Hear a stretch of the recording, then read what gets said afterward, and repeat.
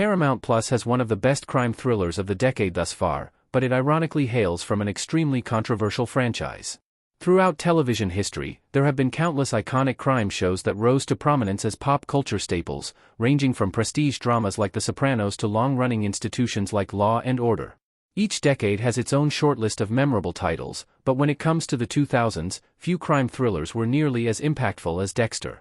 Beyond redefining the crime thriller genre entirely, the offbeat procedural starring Michael C. Hall as the eponymous serial killer protagonist is widely regarded as one of the best TV shows of all time, save for its ending. Nevertheless, fans of the flagship series may be unaware that there have been multiple spin-offs, with the most promising still airing in 2026. Following a lackluster sequel and short-lived prequel, hopes were low when the franchise's most recent edition, Dexter: Resurrection, dropped on Paramount Plus. Against all expectations, however, the sequel series is an absolute masterpiece that all crime thriller fans should check out. Dexter: Resurrection Season 1 is a masterpiece throughout all 10 episodes. The revival had big shoes to fill, but it succeeded with flying colors. Simply put, Dexter: Resurrection Season 1 is sheer perfection.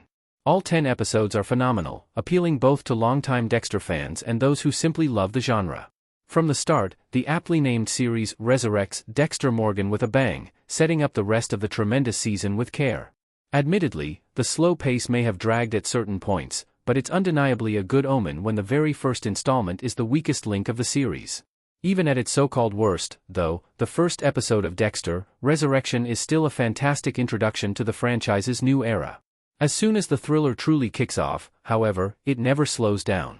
Between pitting the central antihero up against Dexter: Resurrection's new serial killers, some played by all-star actors who steal every scene, to diving into the muddy waters of his relationship with Harrison, Jack Alcott, the spin-off captures something entirely unique.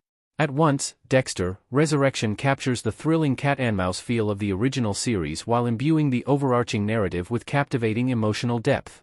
Furthermore, unlike prior titles in the franchise, Dexter: Resurrection manages to keep its momentum building all the way to the climactic final episode. From dangerous murderers on the loose to shocking character-driven pivots, there are enough twists and turns to keep the viewer firmly on the edge of their seat.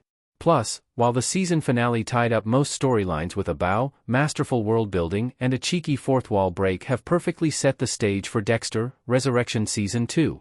Dexter: Resurrection proves anyone who gave up on Dexter wrong. The newest installment has already broken the franchise's worst trend.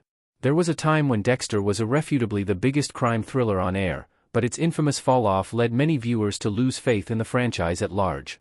After 8 long seasons, the original series ended with a semi-scorched earth. Most of the show's most prominent characters were either dead or far away from Miami, Florida.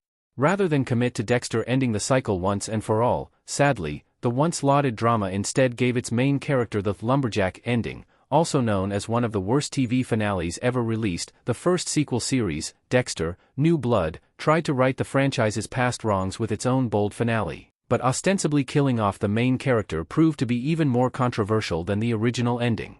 Following a double dose of disappointment, countless people understandably gave up on the franchise. The infuriating back-to-back finales earned Dexter a tremendous amount of bad blood from critics and the audience alike, making Dexter: Resurrection a major gamble.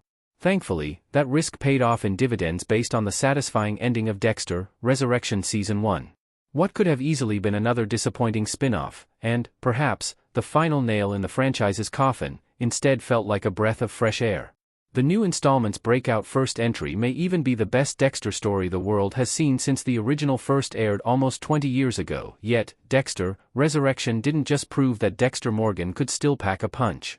The refreshing spin-off showed the numerous naysayers that the franchise was still capable of top-tier, prestige television, a much-needed departure from the days of Dexter's later seasons and the entirety of New Blood.